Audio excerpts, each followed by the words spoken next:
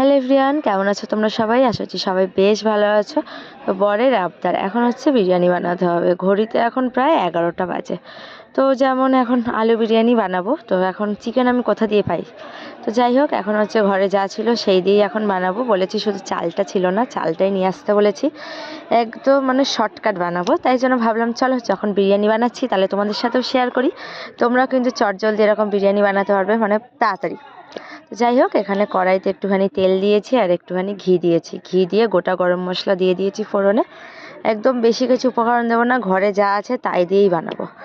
তাহলে মেয়েও খেতে পারবে, বেশি এইসব হাবিজাবি দিলে আবার মেয়েরও শরীর খারাপ করবে। গোটা গরম মশলা দিয়ে আর এখানে গোটা গোটা করে আলু নিয়ে নিয়েছি, নতুন আলু, খেতে কিন্তু খুব ভালো লাগবে। আর এখানে হচ্ছে পেঁয়াজ কুচি দিয়ে দিয়েছি। একটুখানি পেঁয়াজটাকে ভালো করে ব্রাউন করে ভেজে নেবো। দেখো আমার পেঁয়াজটা পুরো ভাজা ভাজা হয়ে গেছে। এর মধ্যে আমি একটু জল দিয়ে দিয়েছি। জল দিয়ে আদা রসুন পেস্টটা যে ছিল সেটা কিন্তু দিয়ে দিয়েছি। ওটা দিয়ে কিন্তু ভাজিনি, ওটা দিয়ে দিয়েছি। এমনি দেবে তাহলে কিন্তু খেতে আরও ভালো লাগবে, মানে ভালো ফ্লেভারটা হয়। আর এখানে আমি গোটা গোটা আলুগুলোও দিয়ে দিয়েছি আর একটু কালারের জন্য হলুদ গুঁড়ো ব্যবহার করেছি। কোনো কালার ফুডও দেইনি এখানে। দিকে বিরিয়ানির মশলা বানাবো, তার জন্য দোকান থেকে পুরো গোটা গরম মশলা কিনে এনেছি, বিরিয়ানির গুঁড়ো কিনে নিয়ে আসিনি, তাহলে ভালো ফ্লেভারটা হবে।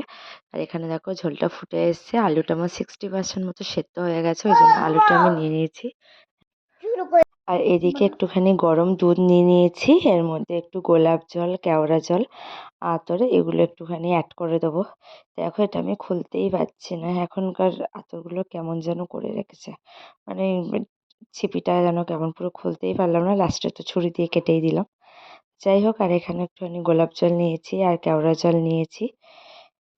ঠিক আছে, এগুলো মানে প্রায় এগুলোর বয়স মনে হয় 6 মাস হয়ে গেল। কবে করেছি মনে নেই, এত করা হয় না, খুব ঝামেলাও লাগে বলে যে করা হয় না।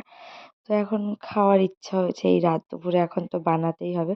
তো হ্যাঁ, তোমরা কে কোথা থেকে অবশ্যই ভিডিওটা দেখছো অবশ্যই কিন্তু কমেন্ট করে জানিও। আর এদিকে দেখো আমার গ্রেভিটা যেটা ছিল সেটা এবার আমি এখন মিক্স করব, মানে হচ্ছে হাঁড়িতে এবার সাজাবো। তো আগে ওইটা দিয়ে দিচ্ছি, তাহলে কিন্তু ভেতরে মানে পুড়বে না। জাস্ট একটু স্টিমে বসাবো, তাও কিন্তু ধরবে না। তোমরা কিন্তু এরকম করে চাইলে অবশ্যই বাড়িতে ট্রাই করতে পারো, তাড়াতাড়ি হয়ে যাবে, চটজলদি একদম খাওয়ার ইচ্ছা হলে। প্রথমে ওগুলো দিয়ে দিলাম, তারপর এবার একে একে যে আলুগুলোও দিয়ে দেবো। আলুগুলো দিয়ে ভাতটাও পুরো দিয়ে দেবো, তারপর মশলা আর একটুখানি ঘি দেবো। আর দেখো সেই বিরিয়ানি মশলাটা এখানে করে রেখেছিলাম, সেটা একটুখানি দিয়ে দিলাম, তাহলে ফ্লেভারটা ভালো হবে।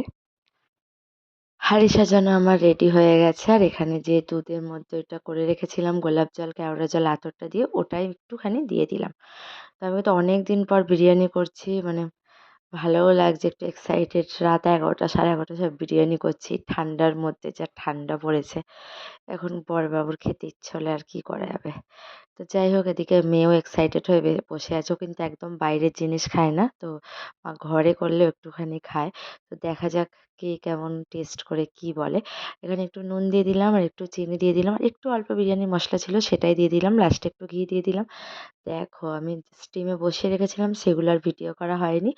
আটা দিয়ে পুরো একদম করে রেখেছি, যাতে এয়ার টাইট করে রেখেছি, যাতে একদম বাইরে হাওয়াটা না বেরিয়ে যায়। দেখতে পাচ্ছ, দেখো হচ্ছে, তার একটা ভালো করে একটু ঝাঁকিয়ে নিই, তাহলে পুরো মিক্স হয়ে যাবে, তাহলে দেখতেও ভালো লাগবে। এই দেখো আমার এখন রেডি গরম গরম আলু বিরিয়ানি। ডিমটা ছিল দুপুরেই সেদ্ধ করা, ডিমটা দিতে গেছি ভুলে। দেখো কেমন লাগছে অবশ্যই কিন্তু তোমরা দেখে কমেন্ট করো। ওকে, টাটা। তোমরাও চাইলে কিন্তু এরকম ঘরের চটজলদি বিরিয়ানি বানিয়ে নিতে পারো। তো কেমন লাগলো অবশ্যই কিন্তু কমেন্ট করে জানিও।